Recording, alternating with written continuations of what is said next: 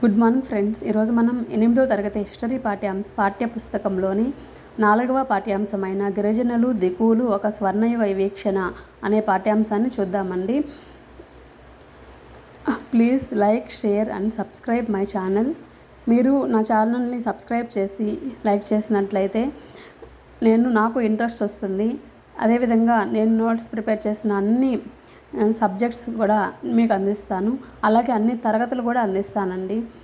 8th class నుంచి 10th class వరకు మెయిన్గా ప్రతి బిట్ వదలకుండా నేను మీకు అందిస్తానండి. అలాగే 6th, 5th, 3rd అన్నీ కూడా చేస్తాను. ఈ బిట్స్ అన్ని మీకు చాలా ఉపయోగపడతాయని నేను భావిస్తున్నానండి. నా వల్ల ఒకరు ఉద్యోగం పొందుతున్నారంటే నాకు కూడా సంతోషమే కదండి. నేను కూడా జాబ్కి ట్రై చేస్తున్నాను. డిఎస్సి రాస్తున్నానండి. ఆల్రెడీ టెట్ అయ్యింది. డిఎస్సి నాకు కూడా రావాలని కోరుకుంటున్నాను. ఈరోజు మనం పాఠ్యాంశాన్ని చూసేద్దాం. బిర్సా అనే వ్యక్తి జార్ఖండ్లోని ఛోటా నాగ్పూర్ ప్రాంతంలో గల అడవులు, గ్రామాలలో సంచరిస్తూ ఉండేవాడు. బిర్సా గ్రామాలలో సంచరించిన సంవత్సరం 1895. బిర్సాని అతనికి అద్భుత శక్తులు కలవని, తద్వారా అతను వ్యాధి నయం చేయగలడని, ధాన్యాన్ని రెట్టింపు చేయగలడని అక్కడి ప్రజలు నమ్మేవారు.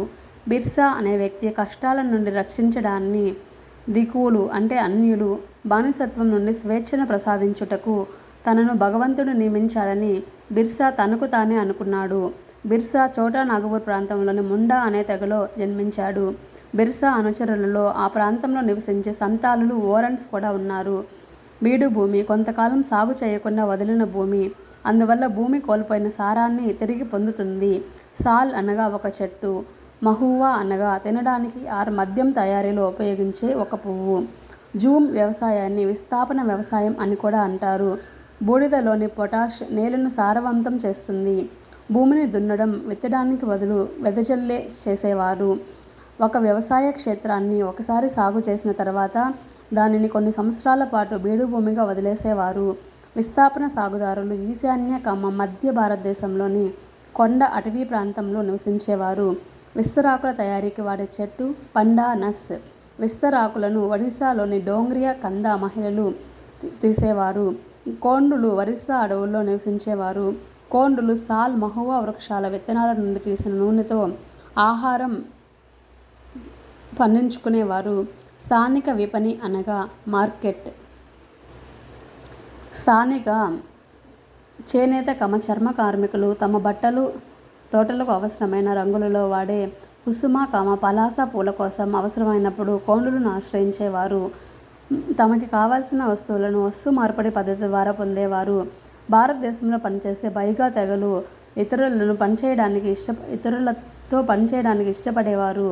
బైగాలు అటవీ ఉత్పత్తిపై మాత్రమే ఆధారపడి జీవించి అటవీ ప్రజలను తమని తాము భావించేవారు.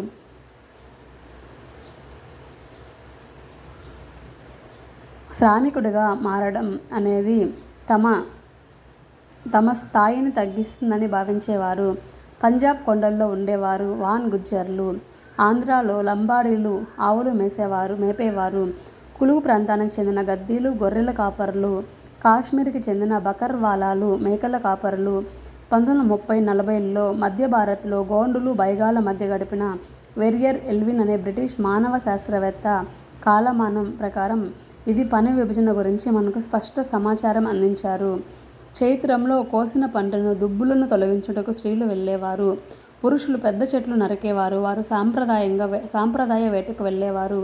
పౌర్ణమి రోజు వేట తూర్పు నుండి ప్రారంభిస్తారు. వేటకు ఉపయోగించే ఉచ్చులు వెదురుతో తయారు చేసేవారు.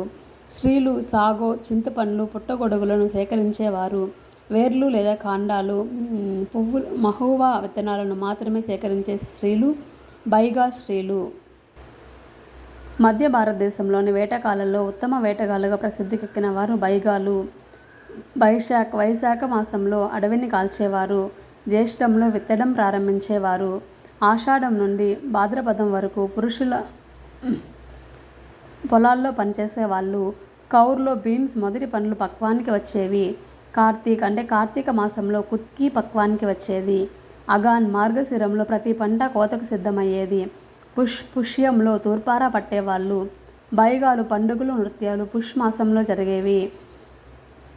మాగంలో కొత్త బెవార్లకు వెళ్ళేవారు. బెవార్ అనగా మధ్యప్రదేశ్లోని విస్థాపన వ్యవసాయము. ఛోటా నాగపూర్లోని ముండాల మాదిరిగా భూమి తెగ అందరికీ చెందేది. వేట లేదా విస్థాపన సాగుదారుల కంటే స్థిర జీవనాన్ని కలిగిన గోండులు, సంతాలులు లాంటి తెగలు సమూహాలను బ్రిటిష్ వారు మరింత నాగరికులుగా భావించేవారు. అరుణాచల్ ప్రదేశ్లోని నైషి తెగవారు దుంగ ఇల్లు కడుతున్నప్పుడు గ్రామం మొత్తం సహాయం చేస్తుంది. గుజరాత్లోని చాలా అటవీ ప్రాంతాలలో బిల్లు మహిళలు విస్థాపన వ్యవసాయం ఇంకా కొనసాగిస్తున్నారు. జూమ్ సాగుదారులను స్థిర నివాసులుగా మార్పులకు బ్రిటిష్ వారు చేసిన కృషి ఫలించలేదు. నీటి కొరత, పొడి నేల ఉన్న ప్రాంతాలలో స్థిర నాగలి సాగు సాధ్యమవుతుంది.